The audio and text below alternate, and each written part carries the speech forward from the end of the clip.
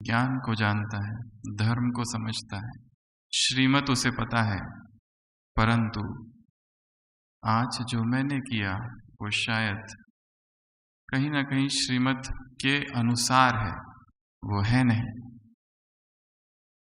और अपने आप को छलता है और अपने आप को एक आडंबर में ढाल लेता है और उसी के साथ जीवन चलता है, जहां वो है कुछ और दिखाता कुछ और। अव्यक्त मुरली है 69 की, जिसमें बाबा ने कहा है वो आत्माएं जो अंदर कुछ और है और बाहर कुछ और है, उन्हें खौफनाक कहा जाता है। वो नहीं है जो दिखाई दे रही है। पहला विकर्म, दूसरा विकर्म, तीसरा विकर्म, विकर्म पर विकर्म, पाप पर पाप, श्रीमत का उल्लंघन पहला, दूसरा, तीसरा करता जाता है, करता जाता है, करता जाता है और तर्क देने लगता है। स्वयं को ही समझाते रहता है, स्वयं को ही सिखाते रहता है, ये शायद ऐसा है, ये शायद वैसा है, जहां पर श्रीमत माय ओपिनियन योर ओपिनियन नहीं है, श्रीमत द ओपिनियन है, उसको भूल जाता है। और न मालूम ऐसे आत्मा पर कितने दाग लग जाते हैं, और एक एक दाग को धोना कितना मुश्किल है। वो दाग है पाप के, वो दाग है विकर्म के, वो दाग है श्रीमत के उल्लंघन के, वो दाग है अपवित्रता के, विकार के, मैली दृष्टि के, देहिक आकर्षण के।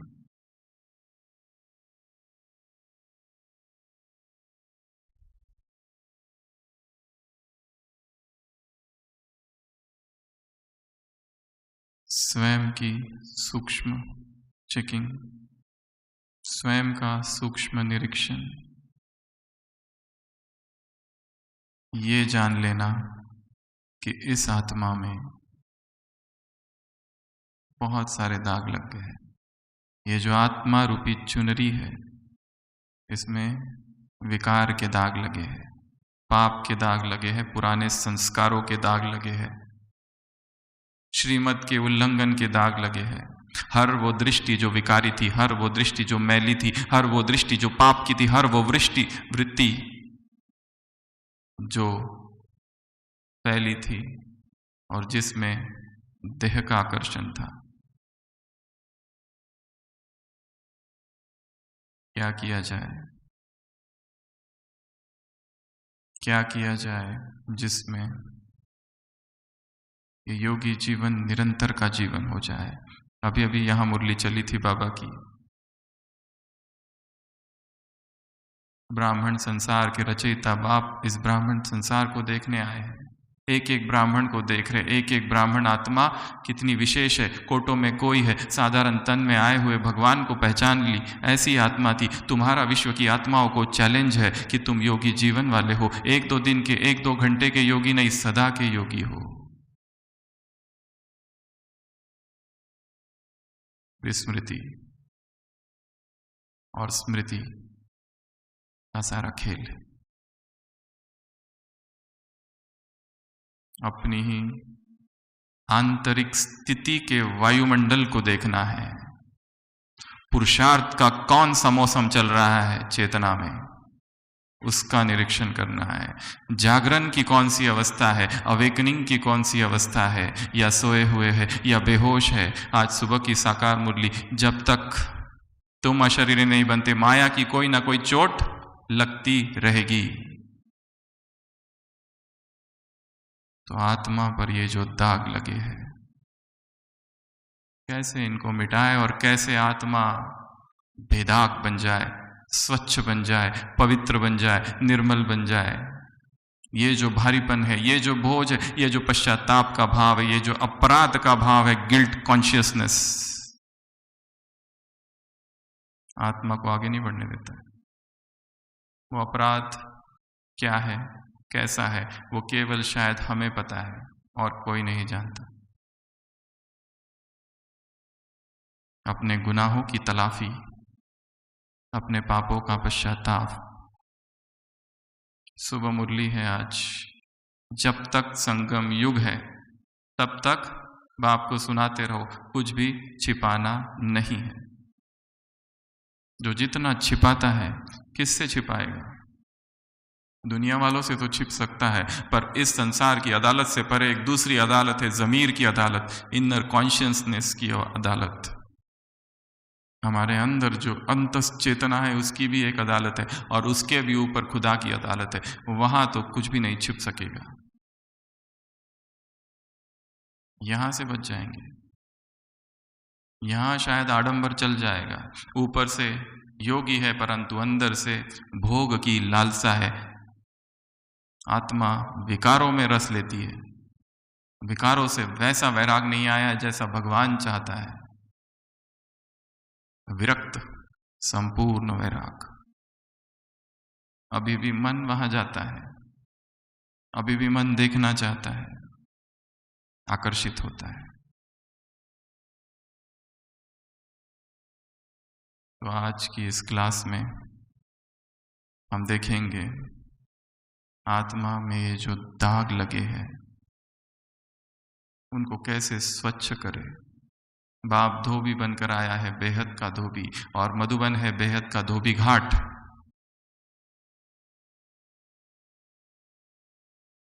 किसी कपड़े को जब दाग लगता है, कम से कम 8 विधियां है जिससे ये दाग निकाला जाता है।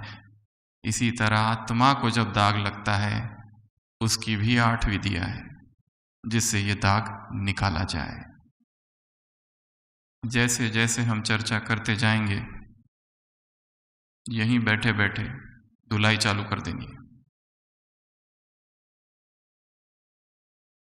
सबसे पहली विधि हैंड वॉशिंग, हाथों से उस दाग को निकालना धोकर।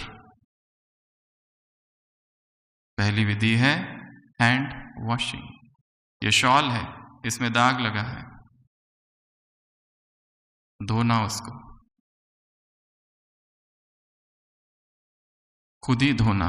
अर्थात आत्मा में जब दाग लगे, खुद ही चिंतन करना, खुद ही निरीक्षण करना, खुद ही तर्क करना, खुद ही सोचना ये भूल क्यों हुई, ये पाप क्यों हुआ, ऐसी कौन सी वो विवशता थी, ऐसी कौन सी वो मजबूरी थी, वो कौन सी ग्रहचारी थी, वो कौन सा भाव था, आवेश था, वासना थी जिसने ये कराया, और क्यों हुआ ये। और जैसे जैसे आत्मा पुरुषार्थ में आगे बढ़ती जाएगी, छोटी छोटी गलती भी उसे बड़ी गलती लगने लगेगी। जैसे एक सूफी संत है, उसने अपने जीवन कहानी में लिखा है कि किसी जमाने में मेरी एक दुकान थी बाजार में, और खबर मिली कि पूरे बाजार को आग लग गई है। मैं भागता हुआ गया, देखा कि सारी दुकानें जल रही है, भागता हुआ अपनी दुकान के पास गया, और एकदम से चैन मिला कि मेरी दुकान नहीं जल रही है। उसने लिखा कि ये मेरे से पाप हो गया, अर्थात मैं इसके लिए खुश हूं कि मेरी दुकान बच गई है और बाकी सब जल गई है। क्या ये पाप नहीं है? क्या खुदा के दरबार में मैं ऐसे ही खड़े रहूंगा इस भाव के साथ? उसने लिखा ये पाप मुझसे तब हुआ था, संकल्पों का पाप, थॉट क्राइम्स, जो मैंने ये सोच लिया। अवचेतन में हमारी क्या वृत्तियां है हमें ही पता नहीं है। वो बिल्ली नहीं मारना चाहती है उस तोते को, पर पता नहीं अवचेतन में, अचेतन में, अंतस्थल में, अंत चेतना में कौन से वो भाव है, उसे भी पता नहीं कि उसमें ईर्ष्या है। पर कर्म हो रहे, कर्म से दिखाई दे रहा है। तो सबसे पहली विधि है खुद ही निरीक्षण करना, खुद ही तर्क करना, खुद ही लॉजिक लगाना, खुद ही मुरली ये कहती है मैं ये करता हूं। 3-4 दिन पहले मुरली में था, ये बाप की आज्ञा है, तुम्हें बाप की याद में भोजन करना है, ईट विथ मी। हमने किया? अगर तुम बाप की याद में भोजन नहीं करते तो माया भोजन खा लेगी। श्रीमत स्पष्ट है, प्रश्न था, उत्तर था उस दिन मुरली में। ये ज्ञान दिखावे का नहीं है, ये ज्ञान धारणा का है। संडे की सुबह की मुरली नंबरवार क्यों बन जाते हैं? एक पढ़ाई है, एक टीचर है, एक स्कूल है, एक क्लास है, एक कोर्स है, एक स्टडी है, एक ही टाइम पर सबको पढ़ाया जाता है, फिर भी नंबरवार क्यों है? क्योंकि कोई कोई पॉइंट के रूप में धारण करते और कोई कोई किसके रूप में? शक्ति के रूप में धारण करते हैं इस ज्ञान को। आज सेनापति बाप देख रहा है अपनी शक्ति सेनाओं को, कौन कौन से महावीर हैं और कौन कौन सी शक्तियां, कौन कौन से शस्त्र उनके पास है। वो विनाशकारी है, तुम स्थापनाकारी हो। उनके पास भी अस्त्र है, तुम्हारे पास कैसे अस्त्र है? वो दूर रेस फैलाते हैं, तुम अपनी रूहानी याद की शक्ति से किसी भी आत्मा को टच कर सकते हो। संडे की अव्यक्त वाणी।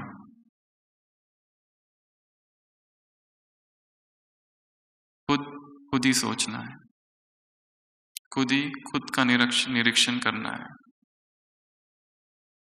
जब से ब्राह्मण बने तब से आज तक ग्राफ कैसा है? ऊपर ऊपर जा रहा है या नीचे आता है फिर ऊपर जाता है, नीचे आता है फिर ऊपर जाता है, 2 कदम आगे 4 कदम पीछे। मधुबन में आते हैं तो बहुत अच्छी स्थिति, बहुत अच्छा अमृत वेला, बहुत अच्छी मुरली, बहुत अच्छा चिंतन, सारे दिन भर स्थिति अच्छा। जैसे ही बाहर जाते हैं उधर की दिनचर्या चालू होती है। मधुबन में आते हैं, मधुबन की दिनचर्या। ये भी तो दंभ है, किसको हम छल रहे हैं? बाबा ने कहा योगी जीवन अर्थात सदा की जीवन। व्यक्ति का चरित्र वो है जब दरवाजे बंद है, खिड़कियां बंद है, अकेला कमरे में है, तब वो क्या कर रहा है जब उसे कोई भी नहीं देख रहा है। दादी जानकी ने एक बार बहुत अच्छी बात कही थी।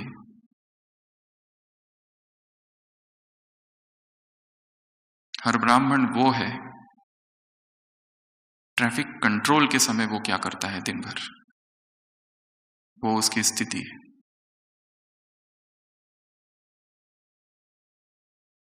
इतनी बुद्धि एकाग्र है, इतना अंदर से नष्ट मोहा है। बाबा ने कहा सबकी एक साथ टिकट कटेगी। अभी अभी मुरली चली यहीं पर, अचानक एवर रेडी, बहुत काल का पुरुषार्थ। तो सबसे पहली विधि है हैंड वॉशिंग। खुद ही से उस मैल को पहले डायग्नोस करना है कि ये जो दाग है, ये दाग जिसे मैं प्रेम कह रहा हूं वो प्रेम नहीं, वो मोह है। ये जो संबंध है जिसे मैं सेवा का लेबल लगाकर घूम रहा हूं वो सेवा नहीं है, कुछ और ही है। यहां तो सबसे नष्ट मोह होना है। इस ब्राह्मण परिवार में भी किसी से मोह नहीं। ऐसी आंतरिक तपस्या करनी है, ऐसी आंतरिक तैयारी हो कि जिसमें हिसाब किताब चुकतू हो रहे, सारे खेल हो रहा है। ना काहू से दोस्ती, ना काहू से वैर, सब अपने और कोई भी अपना नहीं। ऐसी विरक्त अवस्था, नष्ट मोह अवस्था। तो सबसे पहला खुद ही खुद के दाग को देखना, समझना, उसे स्वच्छ करना, निरीक्षण करना। जैसे भागवत में दिखाया है, राजा परीक्षित पाप हो जाता है, समझ में आ जाता है 7 ही दिन है, 7 दिन बाद मरने वाला है। 7 दिन तक किस एकाग्रता से वो भागवत सुनता है। यदि हमें आज पता चल जाए कि 7 दिन के बाद हम मरने वाले हैं तो क्या अवस्था होगी, कैसा एक एक दिन हम बिताएंगे।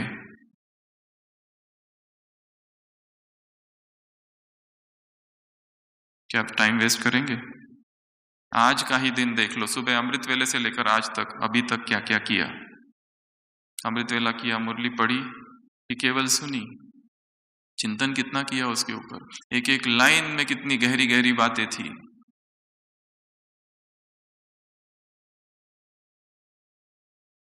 मन का स्वभाव है नीचे आना है, उसे काम देना है, बिजी रखना है। कल की मुरली थी, बिजी रहो तो सेफ रहेंगे, नहीं तो सेफ नहीं है।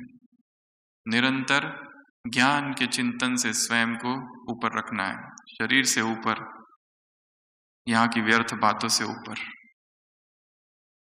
दूसरी विधि ब्रशिंग, ब्रश से दाग को साफ किया जाता है। पहला, हाथ से केवल दाग लगा है शॉल पर, हाथ से साफ किया पानी लगा के या साबुन लगाकर। दूसरी, ब्रश का प्रयोग किया जाता है। ब्रश से साफ करना अर्थात आत्मदंड, अपने आप को ही सजा देनी है। आज अमृत वेला लेट हुआ, मिस हुआ, साधारण हुआ, व्यर्थ चला अमृत वेला, अपने आप को आज सजा देना है। वो सजा नहीं देना कि मैं नाश्ता नहीं करूंगा और भोजन नहीं करूंगा, वो वाली सजा नहीं, उस सजा का उल्टा परिणाम है। सजा ये देना कि आज मैं मुरली 3 बार पढ़ूंगा, केवल पढ़ूंगा नहीं, पॉइंट्स निकालूंगा, चिंतन करूंगा, मनन करूंगा। संडे की मुरली, एक एक पॉइंट में शक्ति क्या है, एक एक पॉइंट में कौन सी शक्ति है, एक एक पॉइंट को जीवन में कैसे धारण करूं, इसका चिंतन करूंगा।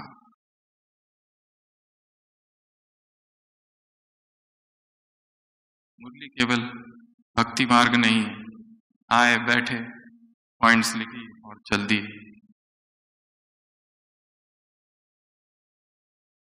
वो तो कनरस हुआ। यहाँ तो धारणा करनी, चारों ही सब्जेक्ट में अनुभवी मूर्त, ज्ञान में अनुभवी मूर्त अर्थात ज्ञान अर्थात लाइट और माइट, योग में अनुभवी मूर्त अर्थात कर्मेंद्रिय जीत, धारणा में अनुभवी मूर्त ऑटोमेटिक बन जाएंगे जब पहली 2 बातें होगी, और सेवा में अनुभवी मूर्त अर्थात किसी के प्रति भी सूक्ष्म घृणा का भाव नहीं। ये तो ऐसा ही है, इसको क्या समझाना, टाइम वेस्ट है। प्रभु परिवार है, परमात्मा परिवार है, ये एक एक आत्मा यहां महान है। हर एक के प्रति शुभ भावना। इतनी ऊंची बातें कही है बाबा ने अभी अभी मुरली में। स्वयं को दंडित करना है। टाइम वेस्ट किया, आधा घंटा 1 घंटा फोन पे व्यर्थ बातें चल रही है।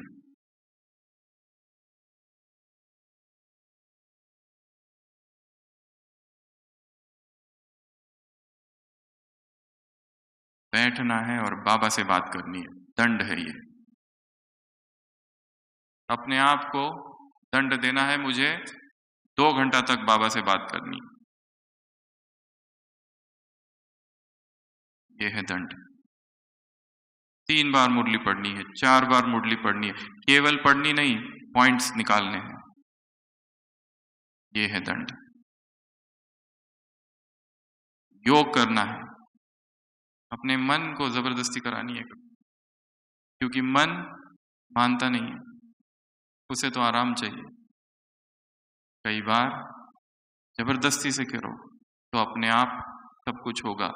विदेश में एक लेखक था मार्क ट्वेन, उसने अपनी जीवन कहानी में लिखा है कि हम लोग दोस्त मिलके सब घूमने गए जब जवान थे, एक्सकर्शन, थक गए घूम घूम के, फिर के घर जाना था, पर बहुत बड़ी दीवार आ गई बीच में। दीवार को कौन लांघता, सब मित्र बैठ गए, कहने लगे हम नहीं करेंगे। मार्क ट्वेन ने लिखा सबकी टोपियां मुझे दे दो, सबकी टोपियां ली और टोपी दीवार के उस पार फेंक दी। अब कैसे भी करके जाना ही पड़ेगा क्योंकि टोपियां उधर है। मन को कई बार जबरदस्ती करनी पड़ती, दंड देना है उसको, ज्ञान योग का दंड देना है, सेवा का दंड देना है उसको। जो सेवा आज तक की नहीं, ऐसी कौन सी वो सेवा है, लिस्ट निकालनी है, ऐसी कौन सी यज्ञ की सेवा है जो मैंने आज तक नहीं की,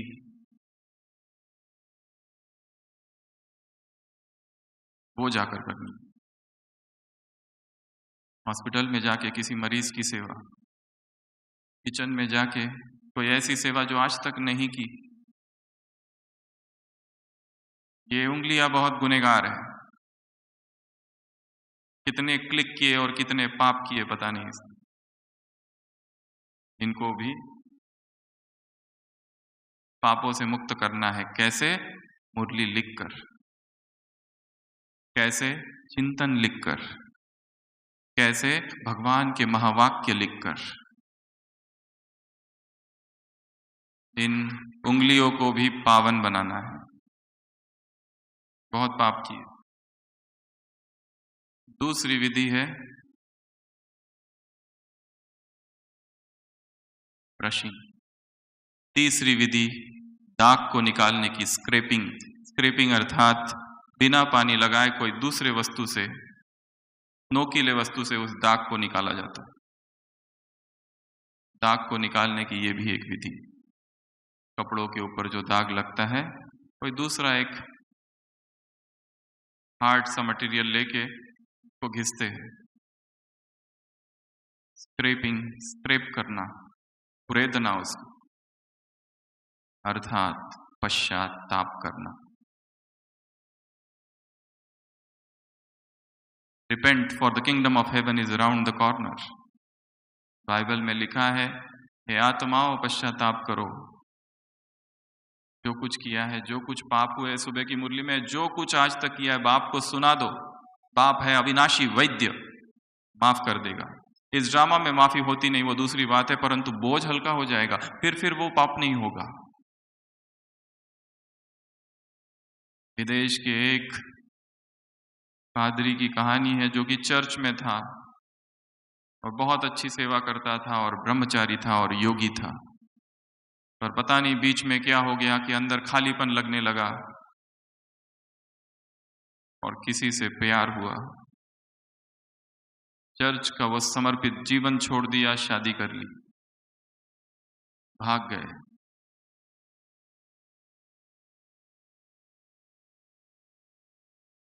और फिर तो जीवन ही बदल गया। संसार, प्रपंच, व्यवहार, कारोबार, धंधादौरी सब चालू हो गया। यहाँ जब वो पादरी था तो प्रभु प्रेम में गीत लिखता था, खो जाता था उसकी यादों में। ऐसा ऊंचा उदात्त जीवन था, और आज बस घर की चिंता है। दिखाया एक बार जा रहा है, एक टांगे में बैठकर, उसके बाजू में एक महिला आके बैठती है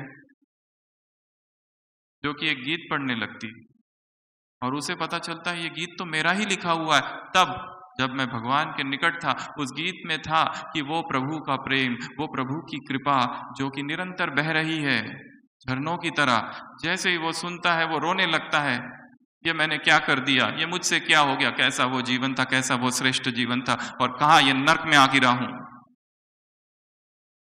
वो महिला पूछती है, आप क्यों रोते हो? वो कहता है, ये गीत मेरा है।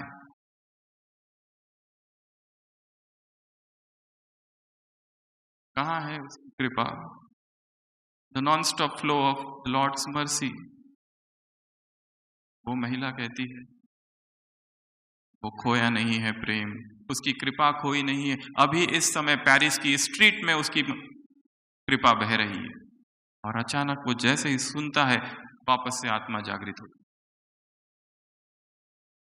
एकदम से पता चलता है ये क्या कर दिया मैंने, कहाँ था और कहाँ पहुंच गया। और फिर से जीवन परिवर्तन। सुबह की मुरली में है, ये शिक्षा है यहाँ, कृपा दया आशीर्वाद तुम स्वयं पर करो, बाप नहीं करेगा। सेल्फ कंपैशन, पश्चाताप। देखना है ब्राह्मण बनने के बाद कौन से विकर्म किए। अव्यक्त महावाक्य है बाबा कि तुम्हें 63 जन्मों के पापों को भस्म करने के लिए इतना समय नहीं लगता जितना ब्राह्मण बनने के बाद जो पाप किए, जो झूठ बोला है, जो श्रीमत को तोड़ी, जो ब्रह्मचर्य को तोड़ा, जो चोरी की है चुपके से।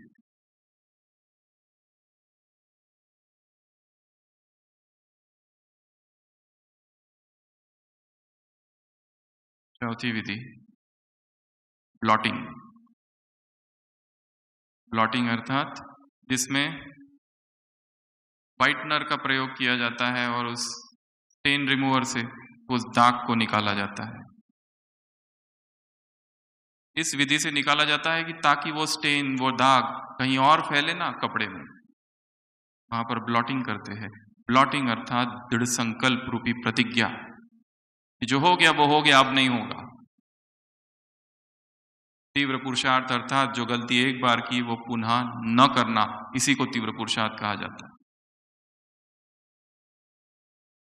Fourth method, blotting. एक ऐसा संकल्प करना, और मधुबन जैसी कोई भूमि नहीं है ये संकल्प करने की, जहाँ हम अभी बैठे हैं इसी हॉल में, यहीं पर बैठे बैठे ही संकल्प कर लेना कि वो जो संस्कार, वो जो आदत, वो जो एडिक्शन, वो जो विकार, वो जो पाप, न चाहते हुए, जानते हुए भी हो रहा है, अभी इसी ब्राह्मणों की सभा में, इसी मधुबन की पावन भूमि में मैं ये दृढ़ संकल्प करता हूं कि उसे यहीं पर अभी छोड़ के ही जाऊंगा। ऐसा संकल्प यहीं बैठे बैठे कर ले। यहाँ किसी को देखने दिखाने की कोई बात नहीं, सारी आंतरिक प्रक्रिया। तो दाग फैले ना, अर्थात जो गलती हुई है कल वो और ना बढ़े, प्लॉटिंग, वो स्टेन, वो दाग वहीं खत्म हो जाए। संकल्प। पांचवी विधि, स्पंजिंग। कुछ कुछ दाग को कैसे निकाला जाता है? स्पंज करके निकाला जाता है। स्पंज लिया जाता है, उससे उस दाग को निकाल देते और वो निकल भी जाता है। स्पंजिंग अर्थात सोमान। पाप तो हुआ है, दाग तो लगा है, चुंदरी तो मैली हुई है, क्या करें? अब नए संकल्प रचने हैं, अच्छे श्रेष्ठ संकल्प रखने हैं। मुरली चली थी शांतिवन में, यहाँ पर जहाँ स्वमान है वहाँ पर देहभान आ नहीं सकता, जहाँ मोहब्बत है वहाँ मेहनत नहीं है। बाप दादा को बच्चों की मेहनत अच्छी नहीं लगती। स्वमान के स्वरूप में स्थित हो जाओ, स्वमान की माला बनाओ और स्वमान में लवलीन हो जाओ। स्वमान इज हायर कॉन्शियसनेस। जहां स्वमान है माया नहीं खींचेगी। श्रेष्ठ स्वमान अपने ही निर्माण करने हैं। मैं इस संसार की सबसे अधिक पवित्र आत्मा हूं। शक्तिशाली संकल्प। मैं इस सृष्टि का केंद्र हूं। ये सारी सृष्टि के बीच में मैं आत्मा हूं और मुझसे पवित्रता की किरणें एक एक आत्मा तक जा रही है। एक एक आत्मा को मैं पवित्र बना रहा हूं। मुझे इस संसार की एक एक आत्मा को पावन बनाना है, पहला संकल्प। दूसरा संकल्प, मुझे इस संसार के एक एक कण को पावन बनाना है, एक एक पार्टिकल को पवित्र बनाना है। श्रेष्ठ संकल्प है ये। ऐसे ऊंचे ऊंचे संकल्प में स्थित होते, महान संकल्प, श्रेष्ठ संकल्प। और केवल रिपीट करने से कुछ नहीं होगा, सोचना है, चिंतन करना है, मनन करना है, अपने सबकॉन्शियस माइंड में उसको उतारना है कि मैं ये हूं, मैं ये हूं। भगवान कह रहा है ये तुम हो। ये शूद्र कर्म मुझसे नहीं हो सकते, ये भ्रष्ट कर्म मुझसे नहीं हो सकते। अब तक कर लिया सो कर लिया, परंतु अब नहीं। Stop, statue.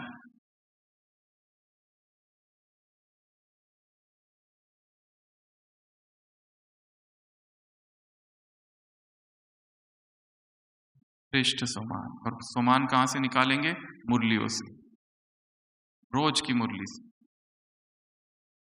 मैं गॉडली स्टूडेंट हूं, आज की मुरली से एक दिन भी स्टडी मिस नहीं करनी है तुमको, नहीं तो संशय जो अंदर है वो निकलेंगे नहीं। और जो बार बार क्लास मिस करते हैं, एब्सेंटिज्म, धीरे धीरे ड्रॉप आउट हो जाते हैं, निकल जाते हैं। एकेडमिक परफॉर्मेंस कम होने लगता है ऐसे। स्पंजिंग। उसके बाद में अगली विधि है फ्लशिंग। कुछ कुछ दाग को केवल पानी के पास रख देना पड़ता है। पानी ऊपर से बहता रहा, नल खोल दो, वो दाग अपने आप निकल जाएगा। वो फ्लशिंग अर्थात परमात्मा प्रेम। भगवान के प्यार में इतना खुद को डुबो दो, इतना खुद को डुबो दो, सारे पाप, सारे विकर्म अपने आप धुल जाएंगे, निकल जाएंगे। ये जो दाग है सारे। एक छोटा सा बच्चा अपने पिताजी से पूछता है, पापा भगवान कितना बड़ा है? पिताजी कहते हैं, वो देखो एरोप्लेन जो जा रहा है ना, उतना बड़ा। बच्चा कहता है, इतना छोटा? एरोप्लेन तो बहुत छोटा दिख रहा है। पिताजी बच्चे को लेके जाके एयरपोर्ट लेके जाते हैं और कहते हैं, ये देखो एरोप्लेन। वो कहता है, हाँ ये तो बहुत बड़ा है। पिताजी कहते हैं, वैसे ही भगवान के साथ है, it depends upon the distance. तुम कितने दूर हो उससे। जितने उससे नजदीक है उतना वो बहुत बड़ा है, जितना उससे दूर है वो बहुत छोटा है। हम प्रभु के निकट कैसे पहुंचे? उसके जितने जो समीप है, अपने आप किसी को कुछ प्रश्न पूछने की आवश्यकता नहीं, इसको पूछूं उसको पूछूं, ये कैसे करना, पुरुषार्थ कैसे करना, अमृत वेला कैसे करना, जीवन में ये समस्या है, किसी को कुछ पूछने की, सभी उत्तरों का उत्तर वो परमात्मा है, उत्तरों का वो सागर है, समाधान का वो सागर है। सारे उत्तर उसके पास है, केवल हम उससे दूर है। ठंड का मौसम है, आग लगाई है किसी ने, पर कोई दूर बैठा है और वहां बैठकर कंप्लेन करता है बहुत ज्यादा ठंड है, बहुत ज्यादा ठंड है। ठंड है तो किसने कहा दूर बैठो, समीप आ जाओ, आतिशे इश्क जल रही है।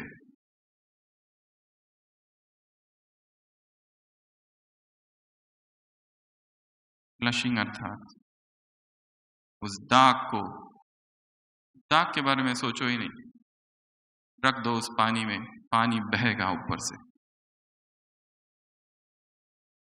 इतना प्रभु प्रेम में डुबा दो, इतना उसकी यादों में डुबा दो।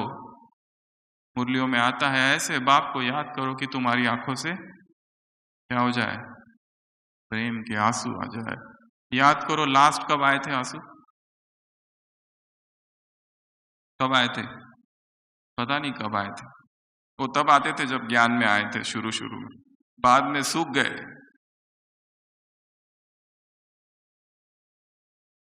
संडे की अव्यक्त वाणी सुबह की, ड्रामा की पॉइंट्स को याद करते, साथ में रोते भी। इधर कहते ड्रामा एक्यूरेट है, ड्रामा में बदली नहीं हो सकती, ड्रामा भगवान को पसंद है। दूसरी तरफ ऐसा क्यों हुआ, वैसा क्यों हुआ, ये क्यों होता है, वो क्यों होता है। ज्ञान को पॉइंट के रूप में धारण किया, शक्ति के रूप में धारण नहीं किया।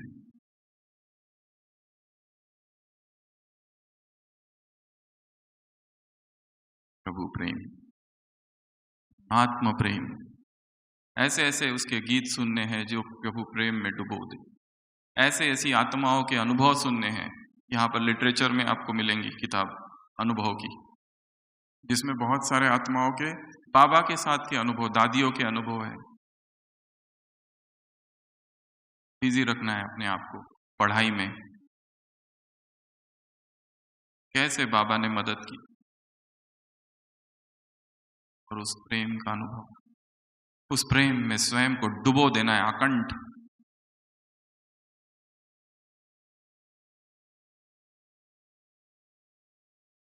अगली विधि ड्राई क्लीनिंग।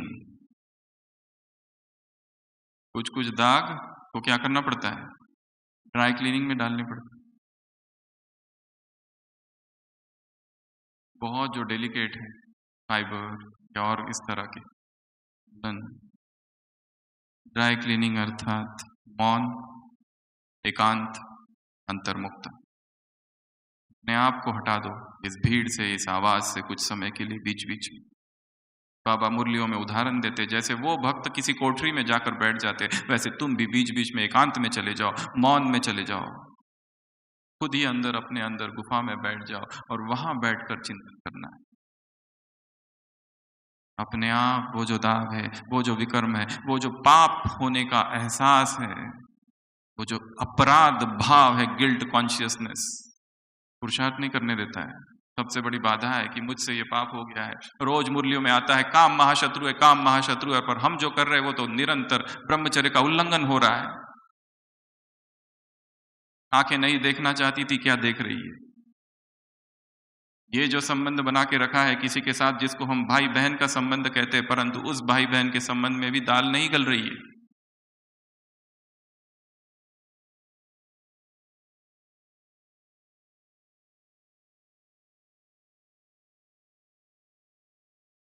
अपराध भाव, अपराध भाव से चेतना मुक्त, हल्कापन, और प्यूरिटी जैसा हल्कापन और इस संसार में किसी और चीज से नहीं आ सकता। अपवित्र जैसा भारीपन और कोई भी नहीं। कल की मुरली में था, संसार के लोग तो उस काम को बहुत बड़ी पूंजी समझते, हमारे लिए जहर है, पॉइजन है, विष्टा है,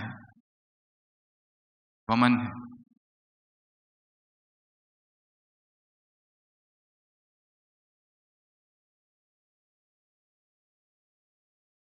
ये 7 विधियां की, पर दाग नहीं निकला, आप सीधा वॉशिंग मशीन में डाल दो। 8वीं विधि है, क्या करो?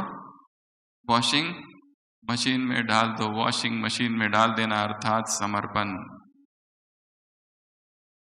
बाबा के सामने क्या कर देना? समर्पण। सब कुछ कर लिया, सब कुछ किया, फिर भी निकलता नहीं, इतना गहरा है। दागा चुनरी में दाग, कबीर कहे साहिब अब तू अपना ले, तू ही अपना ले। स्वयं को समर्पित कर देना है उसके सामने नतमस्तक।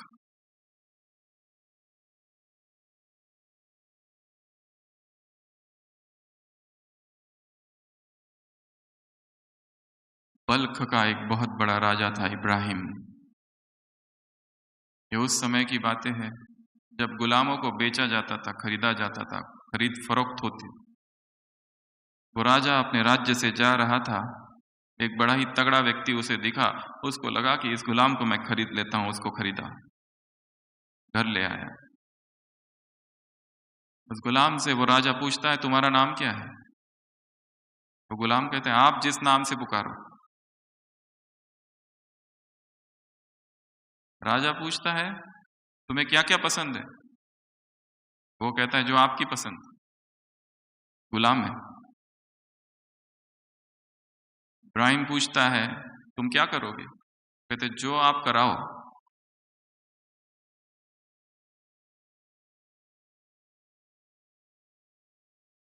वो कहता है तुम क्या क्या कर सकते हो? जो आप कराओ, जो आप कहो। जैसे ही उसकी इन बातों को सुनता है इब्राहिम, उसके सामने नतमस्तक हो जाता है। कहते हैं तुम मेरे उस्ताद, तुमने मुझे सिखाया उस खुदा के सामने कैसे समर्पित करना है अपने आप को। इसमें मेरी अब कोई इच्छा नहीं, जो तेरी इच्छा है वो मेरी इच्छा है, जो तुझे अच्छा लगता है वो मुझे अच्छा लगता है, जो तू कहा कराए, जहां तू रखे, जो तू खिलाए, जिस कमरे में रखे, जिस सेवा केंद्र में रखे, जिस ऑफिस में रखे, जिस घर में रखे, राजी तेरी रजा में। मुझे एतराज क्या है? अब किसी बात का एतराज नहीं है, जहां तू रख दे बस वही सब कुछ, जो तेरी इच्छा। दिखाया है महाभारत में, कुंती बहुत दुखी है महाभारत के युद्ध के बाद। कृष्ण के पास आकर कहती है क्या फायदा हुआ इस युद्ध का, सब मर गए, आखिर जो मरे वो भी तो अपने थे, केवल ये 5 जिंदा रहे, बस बाकी तो सब मर गए, क्या फायदा हुआ उस युद्ध का? कृष्ण उसकी पीड़ा देखकर कहता है अगर तुम कहो तो अभी के अभी सबको जिंदा कर देता हूं। वो कहती है इसका मतलब तुम में अगर इतनी शक्ति है तो तुम इसे रोक भी सकते थे, अर्थात ये सब तेरी ही इच्छा से हुआ है, इसलिए अभी कुछ मत करो। राजी तेरी रजा में, thy will shall be done, कोई कंप्लेंट नहीं। क्योंकि हर आत्मा के साथ जो कुछ भी हो रहा है, जन जन के हिसाब चुकतू हो रहे हैं।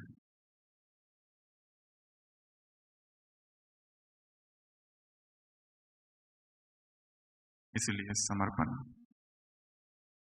संपूर्ण समर्पण। जहां तूने रखा है बस मैं वहीं खुश। जो सेवा तूने दी है उसमें मैं खुश हूं।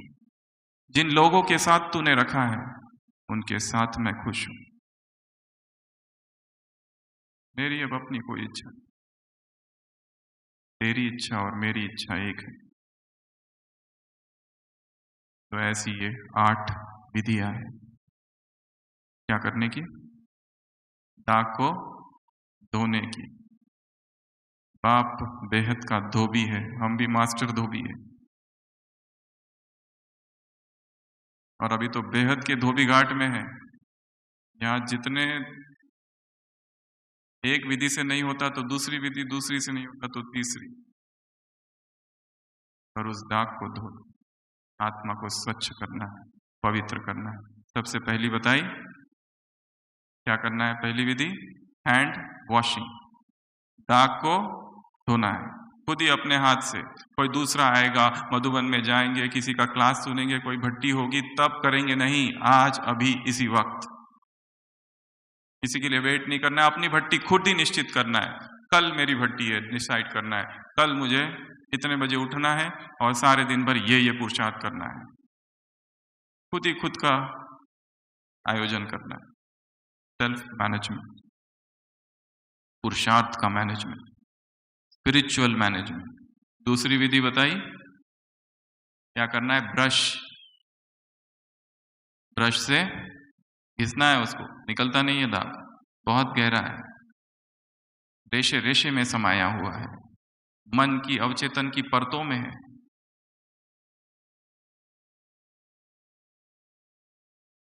दंड देना है खुद को, ज्ञान और योग के दंड, सेवा का दंड देना है कि आज मुझे 6 घंटा सेवा करनी है, तब तक नहीं सोऊंगा, 8 घंटा सेवा करनी है, तब तक नहीं सोऊंगा, थका दूंगा खुद को, परंतु पाप हुआ है, अमृत वेला मिस किया है, मुरली का चिंतन नहीं हुआ है, कुछ ना कुछ करना है मुझे।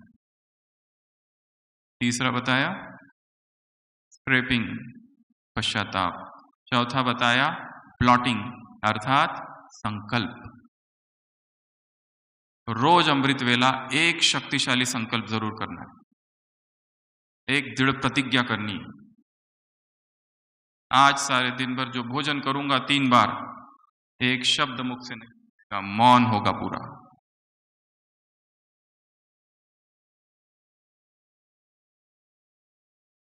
पांचवी विधि स्पंजिंग, स्वमान का अभ्यास। छठवीं विधि फ्लशिंग, प्रभु प्रेम में आत्मा को ऐसे डुबा दूंगा, ऐसे सराबोर तरोताजा उसको कर दूंगा, उस प्रेम का झरना बह रहा है। उसके बाद में ड्राई क्लीनिंग, व्यस्त दिनचर्या में मौन को चुराना है, आवाज की दुनिया से एकांत को चुराना है, बाह्य मुक्ता की दुनिया में एक अंतर्मुक्ता की गुफा में बैठना है, बीच बीच में, चाहे कोई कितना भी बिजी हो। ये नहीं कह सकता मेरे पास समय नहीं है, निकालना है समय। और लास्ट, सब कुछ कर लिया, दाग तो वैसे के वैसा, क्या करना है अब? पर मशीन में वैसे नहीं डालना होता है, पहले कुछ करना पड़ता है, डिटर्जेंट वगैरह, पानी वगैरह, सौंप दो,